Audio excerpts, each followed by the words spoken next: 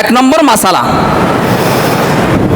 শরীকি কুরবানির মধ্যে যে ব্যক্তির টাকা কি আছে, হারাম আছে। অনেক সুদ কুরগিয়া দেয় না, কুরবান দেয় না, আছে না নাই? কুরবান হবে? বলেন হবে? হবে না।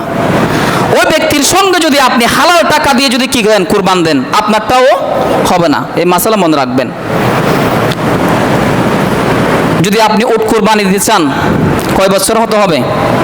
উটের বয়স কয় বছর হতে হবে? 5 বছর। যদি গরু এবং মহিষ দিতে চান, কয় বছর হতে হবে? যদি ছাগল দিতে চান, তাহলে কয় বছর হতে হবে? 1 বছর। এই বিষয়টা মাথায় রাখবেন। আমরা কিন্তু বয়সের টার্গেট নিই না, আমরা অ্যামাউন্টের টার্গেট নিই, ঠিক কিনা? 50, 40, 80, 70 এতটুকুর মধ্যে একটা ছোট একটা কি গরু আমরা কি দিয়ে দিব, কুরবান দিয়ে দিব। তো 50 এবং 60 হাজার আপনি টার্গেট করতে পারেন। ওই পশু 2 বছর হয়েছে কিনা সেটা টার্গেট করতে পারেন না। পশু 2 বছর হয়েছে কিনা সেটা চিন্তা করবেন। শুধুমাত্র কুরবান দিলে হয়ে যাবে এমন না। প্রথমে যাচাই করবেন টাকার দিকে না। আপনি হাটে গিয়েছেন, বাজারে গিয়েছেন, যেটা কুরবানি দিবেন, যেটা ক্রয় করবেন, সেটা 2 বছর হয়েছে কিনা। গরু এবং মহিষ হলে, ছাগল হলে 1 বছর হয়েছে কিনা। হ্যাঁ, 1 বছরের কম হলেই হবে, 6 মাস হলেই হবে। যদি কি হয়, একটু কি হয়, একটু মোটা তাজা হলে তখন 6 মাস কিংবা 1 বছরের কম হলেও হয়ে যাবে। দেখতে মনে হচ্ছে সেটা তার বয়স হচ্ছে কয় বছর, 1 বছর এরকম লাগে কিনা। অনেক ছাগল, ভেড়া, দুম্বা এরকম লাগে।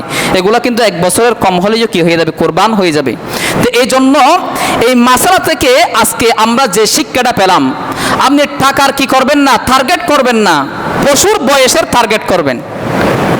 বিষয়টা বুঝতে পারছেন? গরু এবং মহিষ 2 বছর হয়েছে কিনা এটা টার্গেট করবেন। ছাগল, ভেড়া, দুম্বা 1 বছর হয়েছে কিনা সেদিকে লক্ষ্য রাখবেন। আল্লাহ তাআলা আমাদের প্রত্যেককে আমল করার তৌফিক দান করুক, প্রত্যেকে বলে আমিন। আর গরু এবং মহিষ শরীকি কুরবানি কয়জন পারা যায়? 7 জন পর্যন্ত পারা যায়। 7 জন পর্যন্ত, এর ঊর্ধ্বে পারা যাবে না। ছাগল, ভেড়া, দুম্বা শুধুমাত্র 1 জন। এই বিষয়টা মনে রাখবেন। আরেকটা মাসালা হচ্ছে,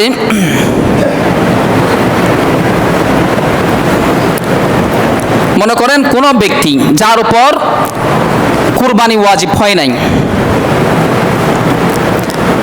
সে কুরবানি পশু কি করেছে, ক্রয় করেছে, সেটা হারিয়ে গেছে। কি হয়ে গেছে? হারিয়ে গেছে। এখন সেটা আবার পাইছে কখন? কুরবানের পরে। কুরবানের পর মানে কুরবানি কয়দিন থাকে?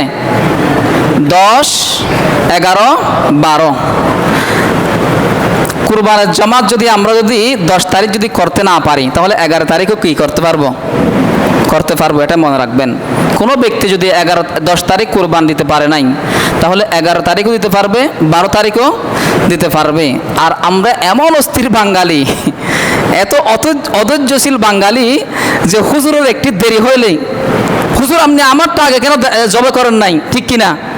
তা আপনি কি খাওয়ার জন্য কুরবানি করতেছেন? তখন আমরা ধরিনি, তখন আমরা বুঝিনি কোন ব্যক্তি খাওয়ার জন্য কুরবানি দিচ্ছে, কোন ব্যক্তি আল্লাহকে রাজি খুশি করার জন্য কি দিচ্ছে, কুরবানি দিচ্ছে।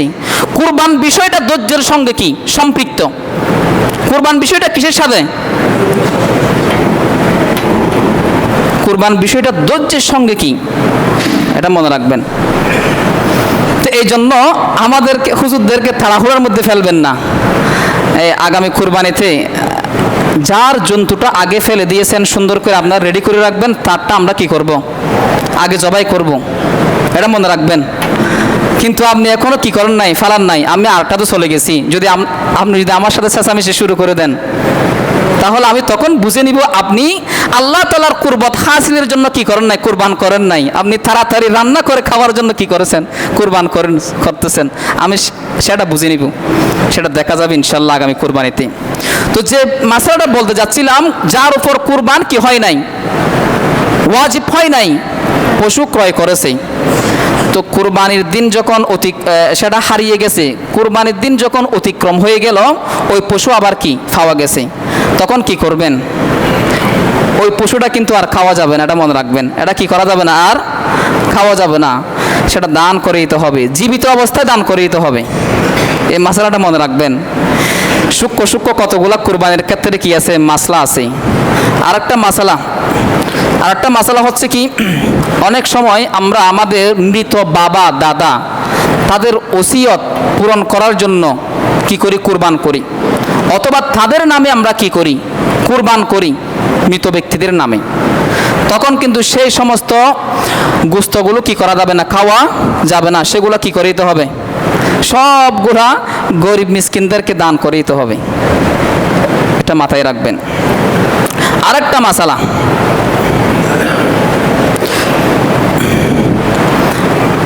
যার উপর কুরবান ওয়াজিব হয়েছে,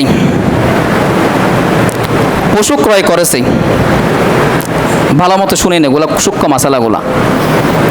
ওয়াজিব হয়েছে এমন ব্যক্তি, ধনী ব্যক্তি, পশু ক্রয় করেছে, হারিয়ে গেছে, কুরবানের পরের দিন আবার কি সেটা পাইছে, তখন একটা বকরির দাম আপনি সদকা করে দিলে কি হয়ে যাবে, আদায় হয়ে যাবে। আপনি ওই পশুটা আপনি নিজে বুক করতে পারবেন।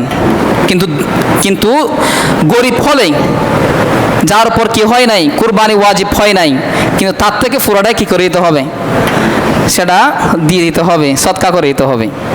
আরেকটা মশলা, যদি মনে করেন কুরবানির পশু এমন ব্যক্তি ক্রয় করেছে যার উপর কি হয় নাই, কুরবানি ওয়াজিব হয় নাই, শেষের 10 তারিখ অতিক্রম হয়ে গেছে, 11 তারিখ কি করেছে,